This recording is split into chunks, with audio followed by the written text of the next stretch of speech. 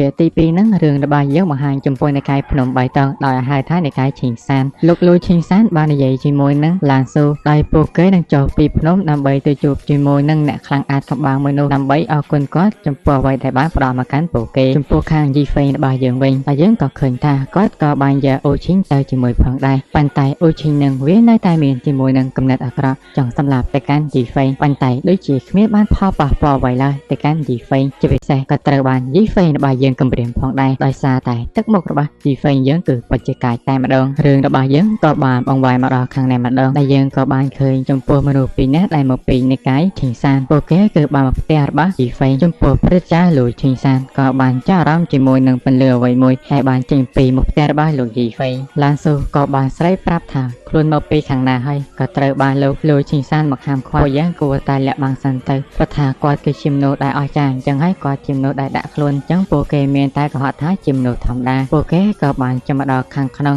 ស្រាប់តែពួកគេក៏បានឃើញជាមួយនឹងស្រមោលពន្លឺពណ៌មាសដែលកំពុងតែដើរហើយនោះត្រូវបានគេឲ្យឈ្មោះថាឡោហានពួកគេទាំងពីរនាក់គ្រាន់តែឃើញថានោះគឺជាព្រះឡោហានហើយពួកគេក៏មានការភ័យខ្លាចតែម្ដងហើយថាត្រូវបានធ្វើបាបទៅដោយព្រះឡោហានទាំងអស់នោះប៉ុន្តែអ្វីដែលគួរឲ្យភ្ញាក់ផ្អើលនោះឡោហានទាំងអស់នោះបែរជាទៅសម្ដែងឲ្យទៅកាន់ពួកគេទាំងពីរនាក់នេះមើលព្រោះថាការសម្ដែងនឹងពិតជាកផ្លុកកផ្លែងតែម្ដងបើសិនជាអ្នកដែលចង់ដឹងថាវាកផ្លុកកផ្លែងមិនទៅមើលខ្លួនឯងទៅខ្ញុំអត់អាចដាក់វីដេអូពេញបានទេចឹងហើយសង្ឃឹមថាអ្នកគ្នាពិតជាយកអំពីការនិយាយរបស់ខ្ញុំទៅចោះប៉ុន្តែមិនអីត្រង់ហ្នឹងក៏វារៀងសើចកផ្លែងបន្តិចបន្តួចផងដែរនិយាយទៅពិតជាអើយ30ប៉ែហ្មងកំពុងតែសម័យសុកហ្នឹងស្រាប់តែមានទឹកអ្វីទេក៏បានជះមកលើក្បាលលោកលួយឈីងសានតែម្ដងដែលនោះក៏ជាស្នាដៃរបស់កូនសិស្សយីហ្វេងរបស់យើងដោយឈ្មោះថាសុងឈីងគ្រាន់តែឃើញភ្លាមពួកគេក៏មកគោរពតែម្ដងសុងឈីងក៏បានណែនាំថាខ្លួនគឺជាកូនសិស្សរបស់លោកយីហ្វេងដោយសារតែមិនចង់ឲ្យខាប់ពេកខ្លួនត្រូវតែមកបោសសម្អាតសិនស្រាប់តែលោកលួយឈីងសានក៏មានការយល់ច្រឡំថា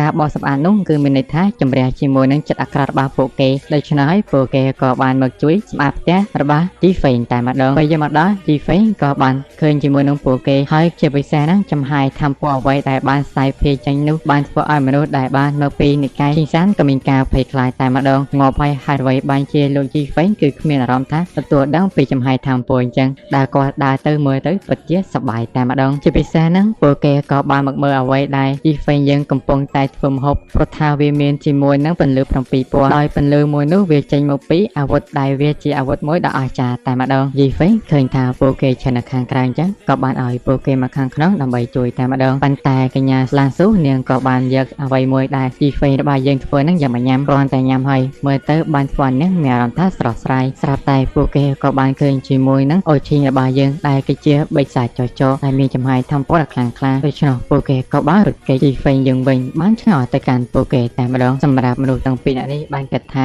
បើតើអ្វីដែលគេដឹងបិសាចចោនឹងបើសិនជាចង់តាំងសម្រាប់ណាម្នាក់នឹងសម្រាប់រហូតទទួលបានជោគជ័យនិយាយទៅពីអ្នកនេះនិយាយទៅប៉ែពេកចំណែកយីហ្វេងយើងវិញចង់យកបិសាចចោមួយនឹងធ្វើជាចំណីអាហាររបស់ពួកគេយកនឹងស្រាប់តែសុងឈីងក៏មានការចាប់អារម្មណ៍ជាខ្លាំងទៅកាន់អូឈីងរបស់យើងព្រោះថាគេពិតជាចង់ចិញ្ចឹមជាមួយនឹងកូនឆ្កែមួយនេះពួកគេដឹងថាវាជាចោនោះទេដោយសារតែទឹកមុខរបស់វាគឺពិតជាគួរឲ្យស្រឡាញ់យីហ្វេងក៏បានយកប្រឹងទុកវាចិញ្ចឹមតែម្ដងមើលទៅអាកូនឆ្កែយើងនឹងវាក៏ពូកែសម្ដែងដែរបើហៅកូនឆ្កែហ្មងកង្ខ្វះច្រើនចំណែកពីអ្នកនេះវិញពួកគេគឺកំពុងតែពិភាក្សាព្រោះថាបើតាមមើលគេដឹងសុងឈីងមើលទៅជាមនុស្សធម្មតាប៉ុន្តែមូលហេតុដែលលោកយីហ្វេងរើសយកធ្វើសិស្សពិតជាមានគំនិតអ្វីមួយច្បាស់លាស់បាទទៅហើយអ្វីដែលគួរភ្ញាក់ផ្អើលនោះគឺជាកាំបិតនៅក្នុងដៃរបស់គាត់បើសិនជាពួកយើងអាចខ្ចីបាននិកាយរបស់យើងពិតជាអាចប្រយុទ្ធជាមួយនឹងនិកាយបេសាចដែលឈ្មោះថាសុងមូឬដូច្នោះហើយកញ្ញាឡានស៊ូក៏បានមកខ្ចីជាមួយនឹងអាវុធមួយនេះតែម្ដងអំពីយីហ្វេងលួយឈីងសានគ្រាន់តែឃើញដូច្នោះហើយក៏ចង់មកសុំទោសប៉ុន្តែខុសពីការកើតយីហ្វេងក៏បានឲ្យខ្ចីទៅកាន់កាំបិតមួយនេះតែម្ដងនេះក៏បានធ្វើឲ្យចំពោះលោកឈីងសាននឹងមានការរំភើបអរជាខ្លាំងផងដែរចំពោះអ្វីដែលលោកយីហ្វេងឲ្យច្បាស់ថាខ្លួនពិតជាសងគុណនិងមិនភ្លេចគុណអំណាចមួយនេះនោះទេ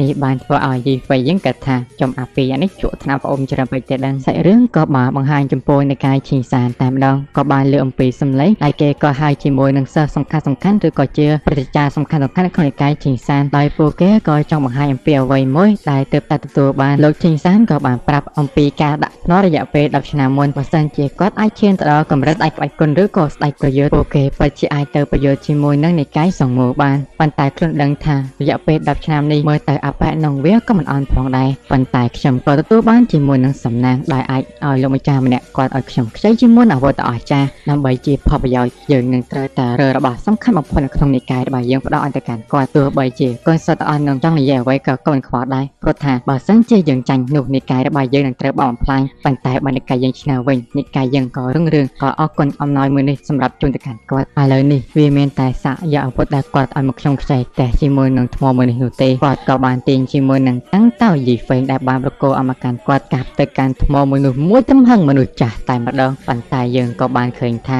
ដូចជាគ្មានប្រសិទ្ធភាពអ្វីឡើយគាត់ក៏មានការខកចិត្តជាខ្លាំងតែអាចទេថាអ្វីដែលខ្ញុំបានឃើញនេះគឺគ្រាន់តែជាការយល់ច្រឡំតែប៉ុណ្ណោះស្រាប់តែមានជាមួយនឹងចំហាយធំពលខ្លាំងក្លាអាចបំបីជាមួយនឹងដុំថ្មមនុស្សបាននេះក៏បានធ្វើឲ្យលោកឈីសានិងអ្នករតីទៀតមានការតក់ស្លុតជាខ្លាំងតែម្ដងមិនដែរឃើញអ្វីខ្ញុំទទួលបានអែមអត់អើនចំណែកខាងរបស់យីហ្វេងយើងវិញគាត់ក៏បានផលិតជាមួយនឹងកែវឆ្លុតឲ្យច្រើនតែម្ដងអាចកែវឆ្លុតហ្នឹងមិនដឹងថាគាត់មានអំណងអ្វីឬទេស្រាប់តែពួកគេក៏បានឃើញឯផ្កាយដែលសម្រាប់ចោចយើងហ្នឹងគឺជាអូឈីងដឹងថានោះមិនមែនជាឯផ្កាយទេប៉ុន្តែគេជាអំណាចនៃធម្មពលខាងវិញ្ញាណប៉ុន្តែមើលទៅអាពីអ្នកនេះបែរជាគិតថាឯផ្កាយអង្គុយបងសួងតែម្ដងឥឡូវនេះដល់ពេលចំពោះការយុទ្ធវេនិកាយឈីងសានជាមួយនឹងនិកាយយ៉ងមូចំពោះមនុស្សដែលនៅក្នុងនិកាយឈីងសានពួកគេក៏បាននិយាយអំពីប្រជាជននៅទីនេះហាបីជាមិនដឹងគុណចំពោះនិកាយឈីងសានរបស់ពួកគេដែលបានសន្យា10ឆ្នាំហើយក៏ជួយពួកគេជាច្រើនតែម្ដងប៉ុន្តែពួកគេបែរជាយករឿងនេះមកជាការដាក់ភ្នាល់យ៉ាងណាក៏ដោយកញ្ញាម្នាក់នៅទីនោះដែលជាប្រតិចាប្រាប់ថាហើយមនុស្សលោករបស់យើងគឺសុទ្ធតែមានការលុបលុន